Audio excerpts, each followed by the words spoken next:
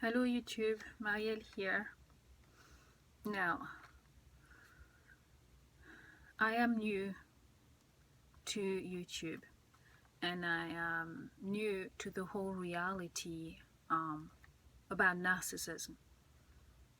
So there is a lot for me to learn, new terms, new concept, and I don't think I'm ever going to be an expert. And I don't think I'll ever claim to be an expert either.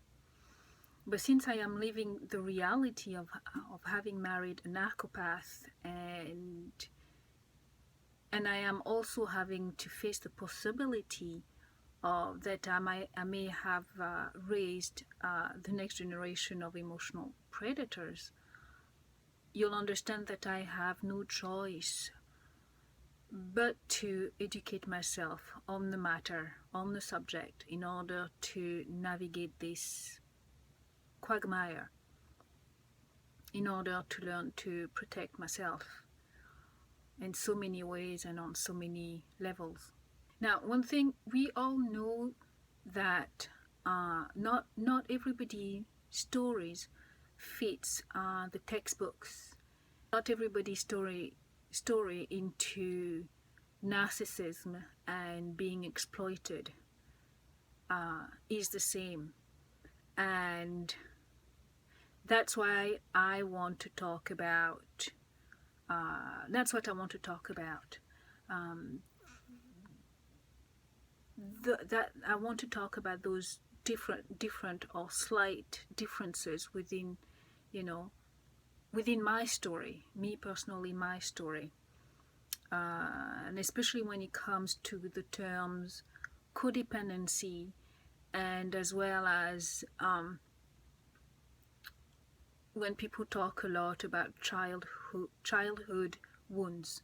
Now, please hear me when I say that I don't discount any of those terms or their meanings, and anybody else's story that matches those descriptions in any way, shape or form at all. I don't discount that.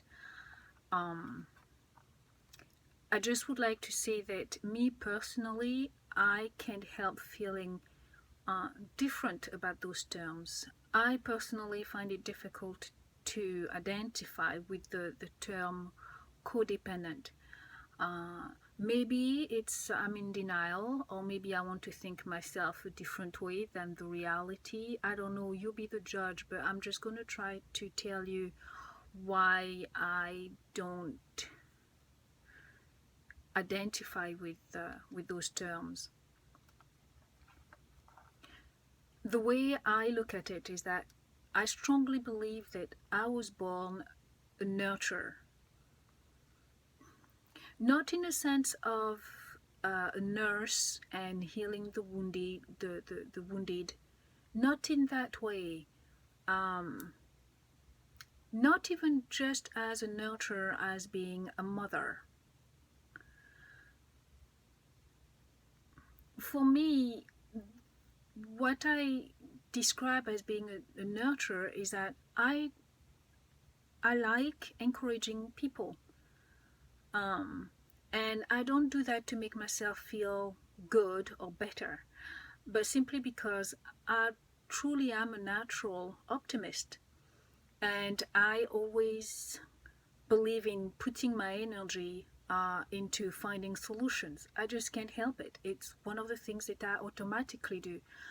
Whenever there is a problem, my mind just shifts into gears into trying to find, okay, this doesn't work, but what if we tried that? And what about if we went that way and did that instead? Okay, and go through that list of the different ways to make something work, almost like my head is almost like a mini mechanic shop, and that's what I do. And that's when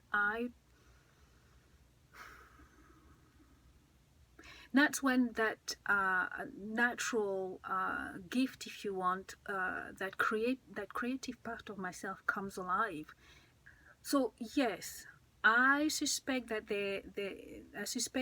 a few things in my young life triggered or sharpened that need to be like that. But I have at the same time a hard time seeing those events in any other way than being part of growing up, being part of the human experience, being part of life. Here on Earth, for instance, we have now reached and passed the 7 billionth mark in population. And how many people out of those billions of people have had stress-free childhoods, especially here in modern society? It's almost impossible. So all of us have had, difficult times while growing up. Growing up is not an easy process for most people.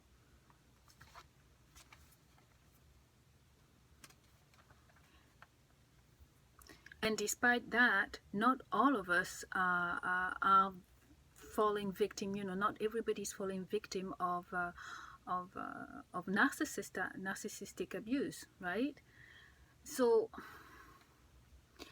for me, the way I feel is that I was just born predisposed to want to share and to want to give. So does that mean that I have a higher tolerance for ungrateful and difficult people? Absolutely. Yes, I do. I think, yes, I do have a greater tolerance for them, and it comes naturally to me to listen to other people who have bad story to tell. Not too graphic or horrible, I can't do that. But if people come to me complaining over and over about their issues, it's no big deal to me. No, I don't feed off of that. But I happen to have that great tolerance to listen and to lend my ear and to help them find a solution, or just listen to them. And I don't even judge. I was born like that. The other point I would like to make as well is that, sometimes in the wild, if you look at nature, you have animals who are born looking almost helpless, or but yet, even though they look helpless, nature or God didn't entirely make them hopeless or completely defenseless, I should say. Just like a turtle, for instance, has a very, very soft inside, but they are born with a shell, a carapace to protect them from predators. You have, for instance, those animals. They have different ways of, although they're born, almost looking fragile, but they have at the same time a coping mechanism that's there to help them escape, to help protect them. And like chameleon and other soft animals like that. And I see myself in this very same way. Yes, I am a giver. Yes, I am a nurturer. Yes, you could even say I'm a sap. But at the same time, I was born as well with my very own kind of protecting tools. And I've used them my entire life without even knowing it. Now, for anybody else, it might seem like it's nothing. It's silly. It's nothing. But to me, those are tools that have that are, even to this day, they are helping me. It's probably, it's helped me and sustained me through this 20 years ordeal with my wolf.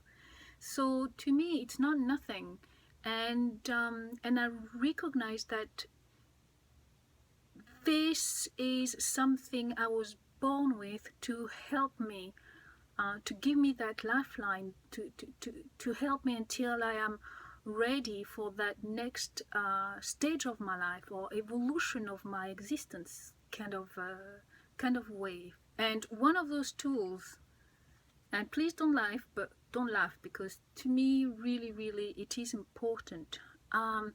It's the first one is me being introverted.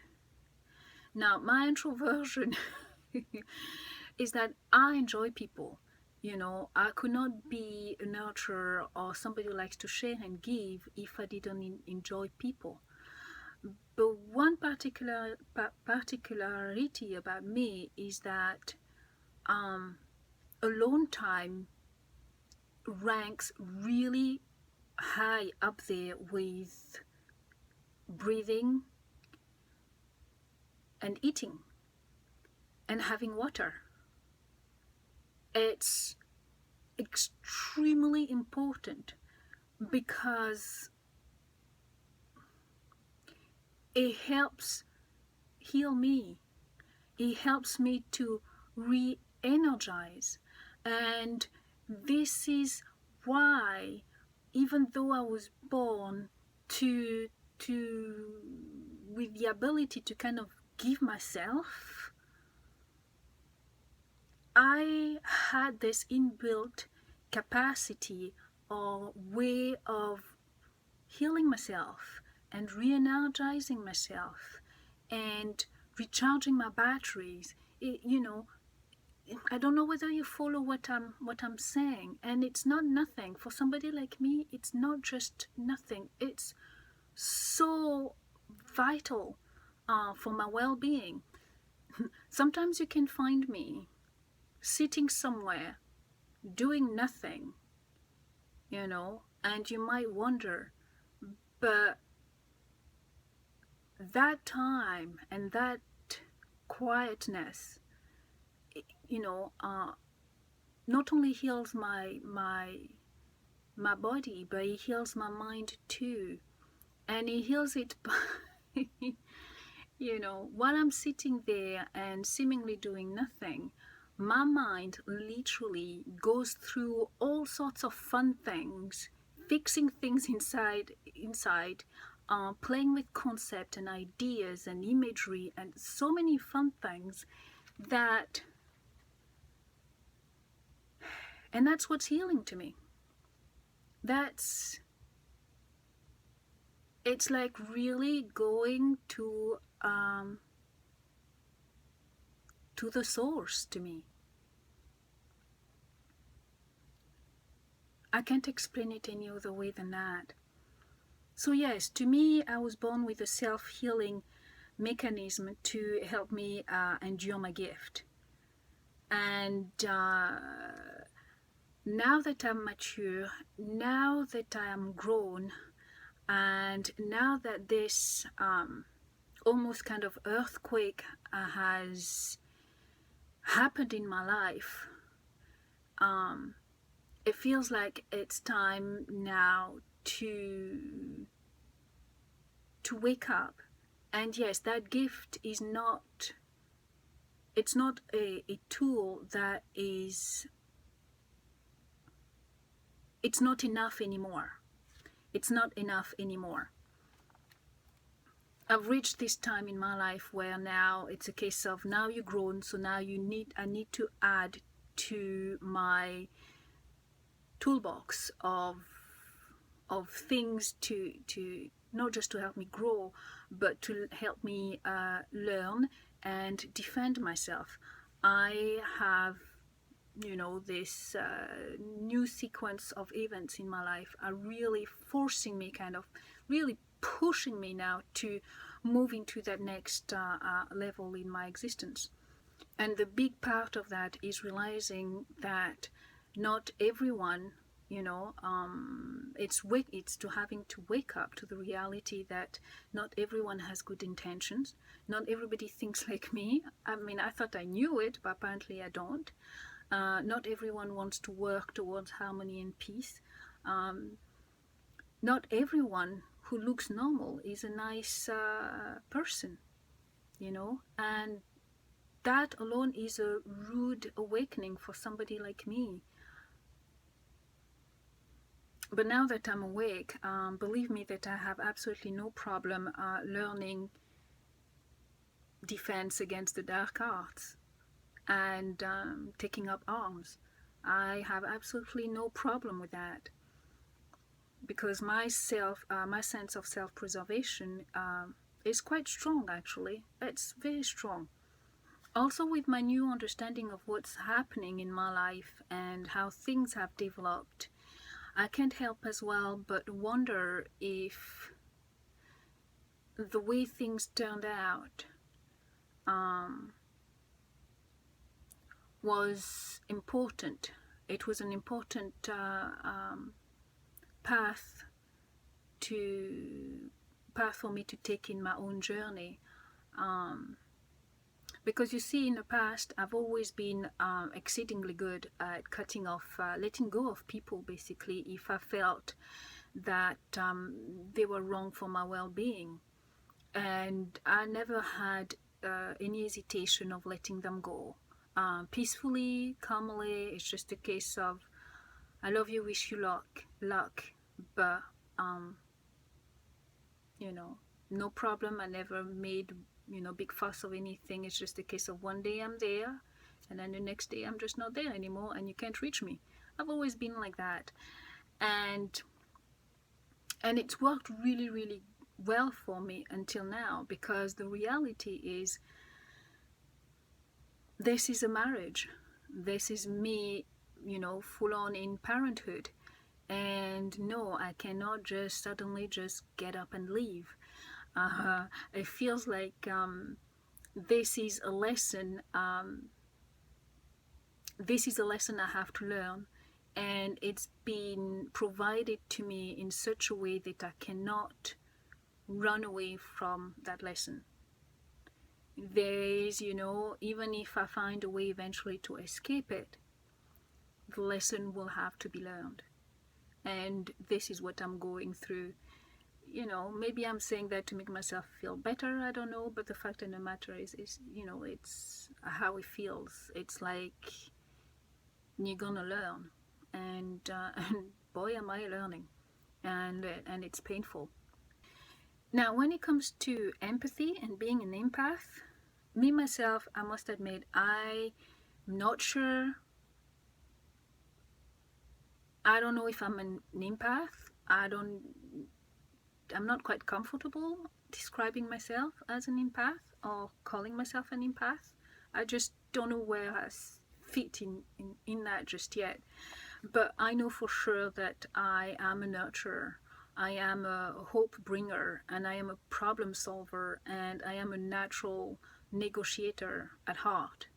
Those are the things that have been with me since forever, since I was young. This is what I've always done. This is who I am. And I've only been able to properly identify those things within me because of this whole lesson that I've had, this course I have to take. I didn't sign up for, but apparently I did at some point, and I have to learn them. So yes, I have been able to identify those things within me, because those are patterns as well within how I've always behaved since I was a tiny little one. And I know this for sure as well, because this explains why I've always rationalized my wolf-bite behavior. It's not just because of my naivety, it's because I am hardwired to see everybody's point of view all the time. And it's not even because I'm one of those flip-flop people, when it comes to taking decisions. It's not that. But I'm always able to hear what the other side has to say, and to find sense in that, to find the possibility within that, even if it's bad. I hope you follow what I'm saying here. I can't help it. I just can't help it. It's really, truly how I function and who I am. And within that, my only failure, the only thing that I see that has been a big failure is my it's not being able to, not knowing that there are low-level entities out there and with predatory mindsets. And most of us, are aware of the news and all those people who do bad things and kill people and child rapists and prostitution of young kids and all of those things. So I'm not that naive. I knew that those things happened and they're there, and the war and everything that's going on that's not right in our world. I'm totally aware of that. But I have to say that I did not, and I think most of us to a certain point, most of us must feel like that. I mean, you see other people, everyday people, like you see yourself, I guess. I don't know how else to explain it. No, I wasn't completely naive, but no, I didn't know that you could have somebody who want to befriend you, not because they want to know you and they like you, but because they hate you. It just doesn't make sense to me. It's a very, very hard idea to grasp. Like somebody like my husband will want to marry somebody like me, not because he likes me, but because he wants to take me apart and he thinks I'll just make the perfect drooling idiot for him to feel powerful. It's hard. It's very hard. It's like thinking, okay, want to have a family of my own and I'm gonna have children and I'm gonna be the best mother that I can be. I'm gonna provide them with all the things that I didn't get. For instance, I'm gonna do this for them, I'm gonna do that for them, and then somebody comes and tells you, oh, by the way, you that child is going to be the next Charles Manson. I mean, are you gonna believe that? I mean, you totally have to have something wrong within your mind to actually accept that reality. It's not easy.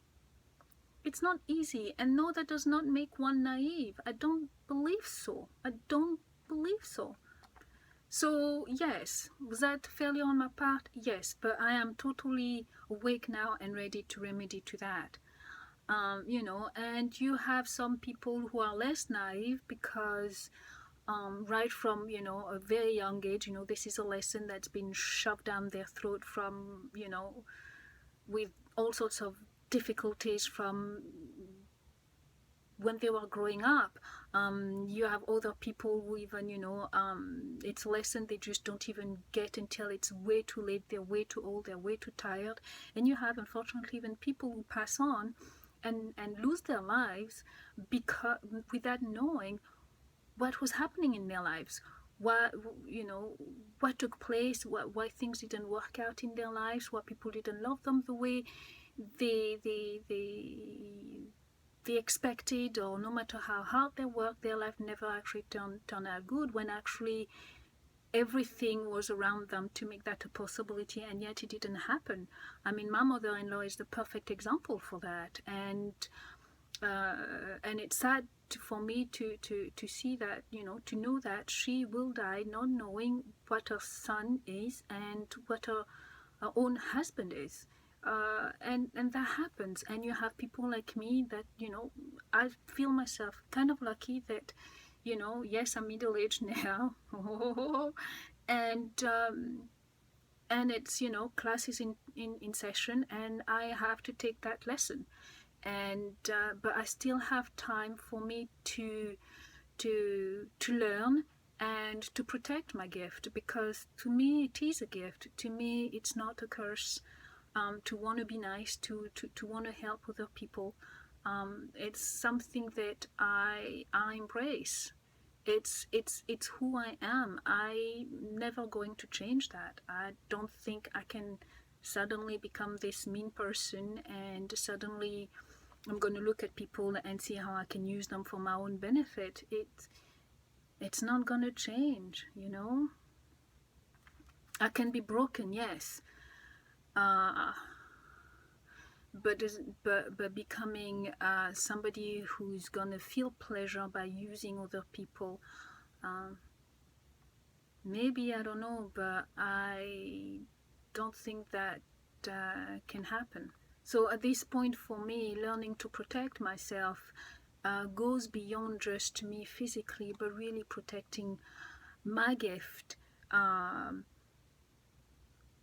so it can be of service, I can make it available and be of service to those who truly need it, rather than for my gifts and my tolerance and those small abilities that I have to be funneled just to feed and just to feed low level entities, creatures like my husband. I mean, that to me will be really, really, really tragic for all my energy, all my effort, all of who I am, and all of who I can be, and all of that I can give, to be used just as a narcissistic supply and make them thrive, when it can be used to sustain other people who really need it.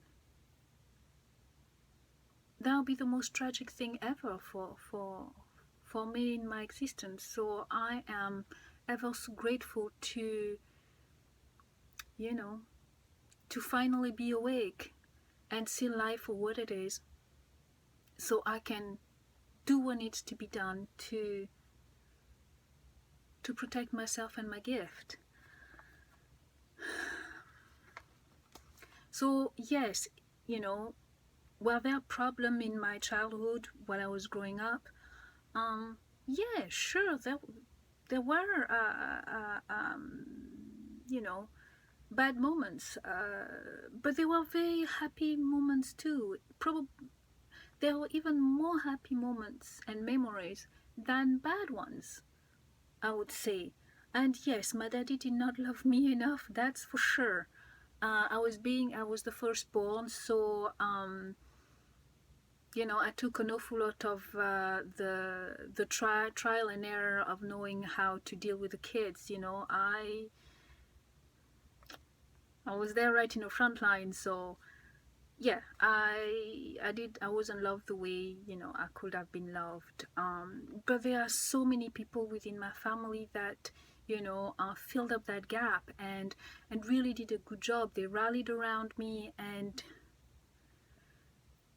I was fine. I'll even go as far as saying even my husband did a good job. My wolf did a good job at the very beginning to kind of erase those kind of those those mini wounds that are that are kind of that lingered a little bit. He did a great job of actually taking care of that, and it's true.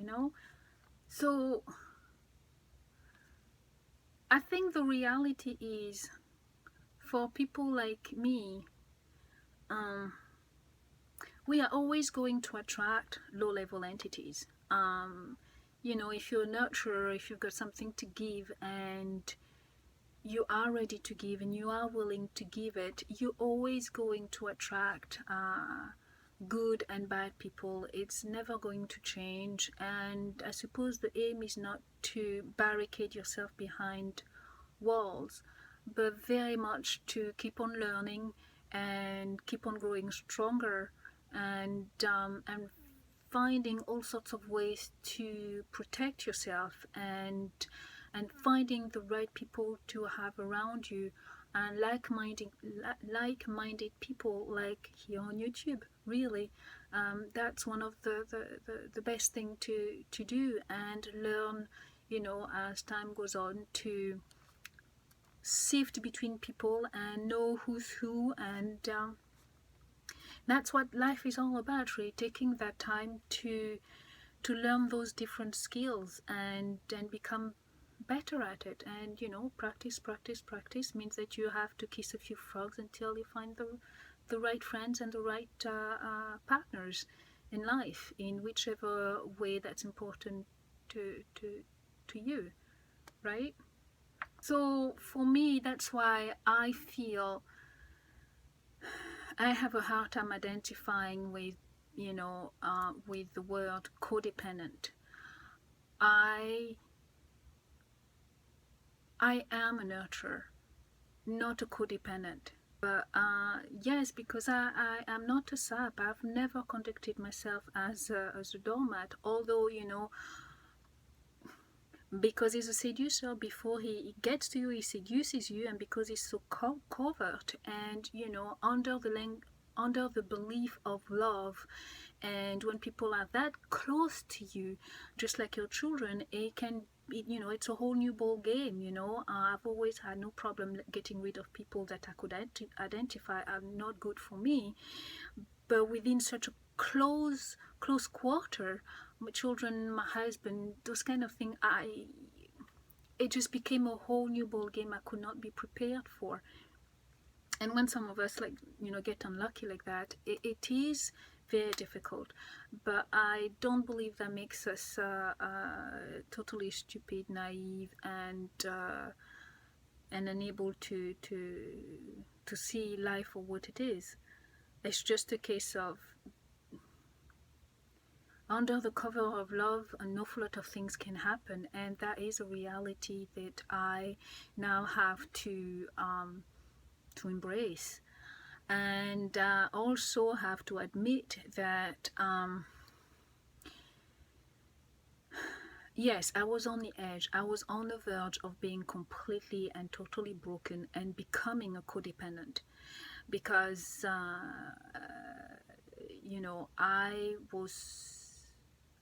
I just did not know what was happening. I could not make sense of anything, and because I was trying so hard to keep my family together, not so much to please him, but because I've never been afraid of him. I never had a reason to, up until now, but I just wanted my family to stay together, to be together, and I wanted to have a strong family, and I was following that vision in my head, and I was prepared to do everything and anything. So yes, and he was, because I was unaware, I did not have I had no knowledge, I never seen anything like that, I never experienced anything like that. I had so yes, that lack of knowledge made him very, very, very good at chipping away at me and breaking me down. And yes, he truly was on the verge of breaking me and making me a complete like his mother, always apologizing and unsure of myself, and ready to hand all the power away from him, and becoming dependent on him in this way. Yes, I was on the verge of it. If it wasn't for all of you here on YouTube and your stories and all the knowledge that I've been able to gather thanks to all those books and YouTube, yes, I was going to be transformed into that codependent type of person. And so please hear me again when I say that I'm not discounting the codependency and childhood wound theory. Not at all. I'm not saying that it's not true, or because it certainly is for an awful lot of people who got themselves in a similar situation as mine, but the point of me making this long video, is just to give a different